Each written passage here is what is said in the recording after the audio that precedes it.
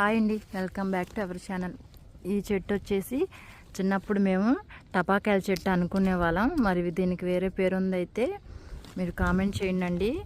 ఇది కూడా ఆయుర్వేద మూలికల తయారీకి ఉపయోగపడుతుందేమో. ఈ చెట్టు గురించి కూడా ఎవరన్నా తెలిసిన వాళ్ళు ఉంటే నాకు కామెంట్ చేయండి. నేనైతే అన్నీ వివరంగా చూపిస్తున్నాను. మరి చిన్నప్పుడు ఈ చెట్లన్నీ కూడా మా చెరువులు గట్టు చుట్టూనే ఉన్నాయి. అందరికీ జ్ఞాపకం చేస్తున్నాను అని అనుకుంటున్నాను. మీలో ఈ చెట్టు గురించి కూడా తెలిసిన వాళ్ళు ఎవరైనా సరే నాకు కామెంట్ చేయండి. నా ముందు వీడియోస్ నచ్చితే లైక్ చేయండి. చూశారు కదండి, అలా మేము చిన్నప్పుడు టపాకాయల చెట్టు అని ఆడుకునే వాళ్ళం. ఇదంతా కూడా అదేనండి, గుబురల్లే ఉంది. కాయలన్నీ కూడా ఎండిపోయి రాలిపోయాయి. మీలో ఎంతమందికి గుర్తుందో నాకు కామెంట్ చేయండి.